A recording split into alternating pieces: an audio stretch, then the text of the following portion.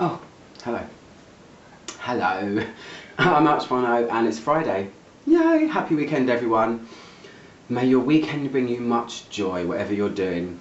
So it's Friday, so it's actual review day, even though I did one yesterday. I was kind of in a mood to do one, so I did. But today is review day, it's Friday, like I said. So today I'm reviewing a fragrance that I am a huge fan of. I've seen from reviews that it really does kind of divide people because of the way it smells. It's not for everyone. But I've loved this from the first time I smelled it on someone, which was a long time ago. And now that I've got it for myself, I love it even more. So it's Donna Karan, or DKNY, Women it's called. It's had loads of flankers. Sadly, it's been reformulated as well. I sound like a broken record, don't I? It's been reformulated, but haven't they all? So I hunted down the original one because from what I've read, the new one smells the same but doesn't last half as long and is possibly even sharper than it is, and it's already sharp as a razor blade.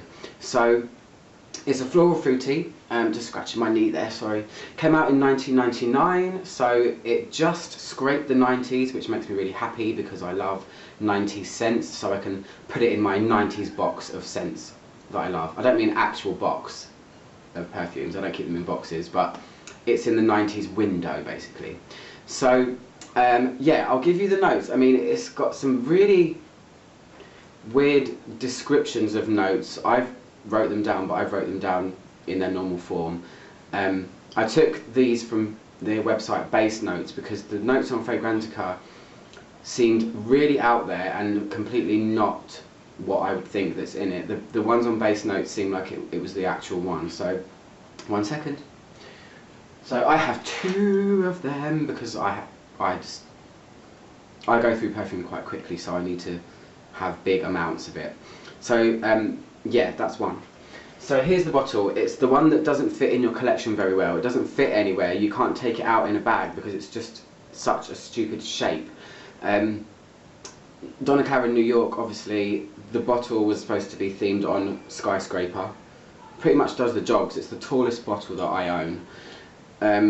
Yeah, diamond from the bottom. It's kind of frosted from one side and not from the other. If you want to find I guess I can call it vintage now because it's been reformulated. I would consider it vintage if it's been reformulated. If you want to find the non-reformulated one, it comes in, you would have seen the picture at the beginning, it has a kind of pearlescent, petrol-y kind of packaging. The new ones now, you've got Donna Karan To Go, and they've renamed it in all these different ways that just really confuse me, so I just stick to the original.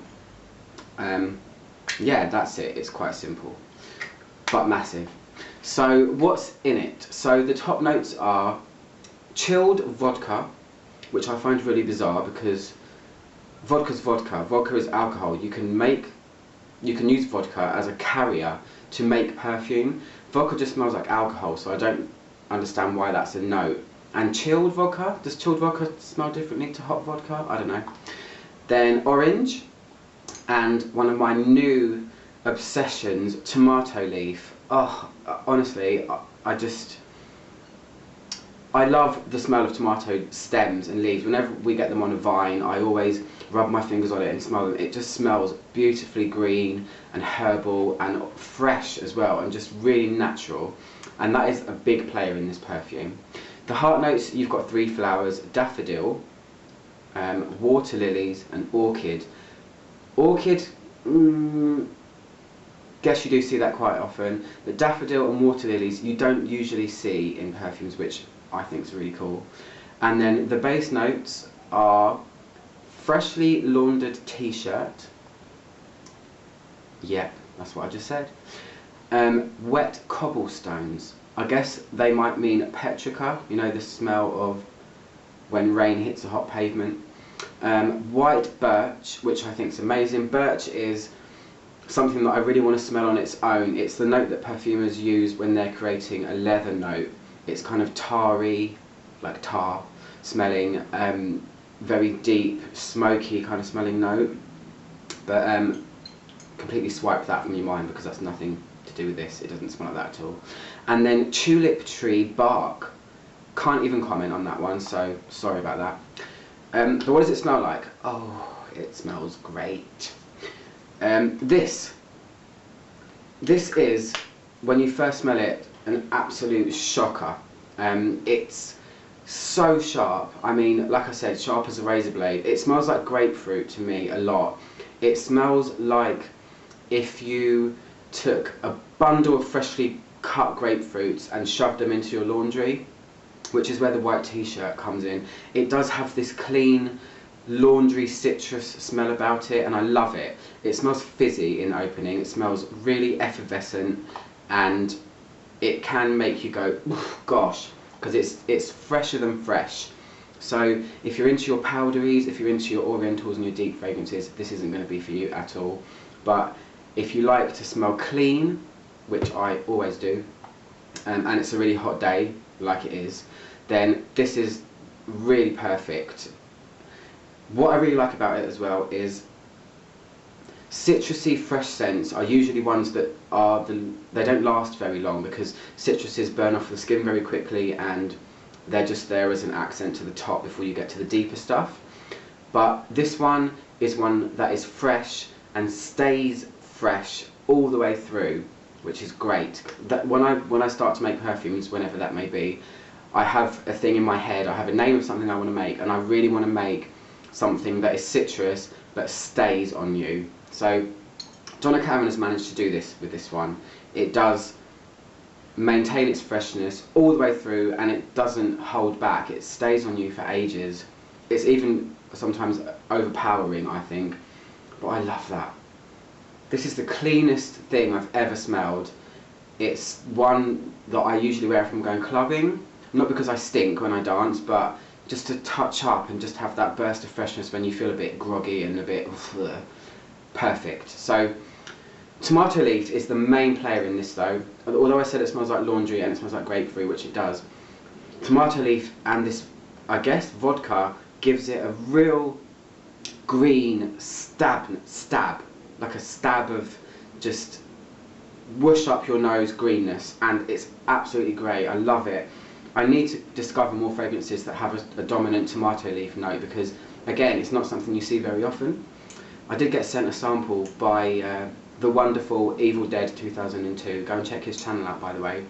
And he sent me All About Adam by Dupe, or Yoop, and that's got a tomato leaf prominent note as well. So I've got the sample, I need to really try it out and eventually review it for you. But yeah, this one, that's that basically. I will say it stays very linear, which I really like as well. You know, it doesn't reveal any crazy notes in the dry down. It doesn't suddenly reveal a musk or change into a deep scent. It kind of is what it is, and I sometimes appreciate that in a fragrance, because you get obsessed with top notes. I know that I do. I spray a perfume and then, oh, the bird's going crazy as usual. Sounds like it's being murdered. The top notes, you love them, you love the way that it smells, and then the fragrance dies down and the top notes are gone. This is a good one because it stays how it is, and it's like a top note in itself, basically. So it's another reason why I love it. It's good to smell a citrusy, sharp fragrance that stays. So that's basically it, really. As always, please click down here to subscribe. Ding! And I'll see you guys next Friday for another review. Oh my god, is somebody murdering the bird? I hope not. Yeah, I'll see you guys for another review on Friday.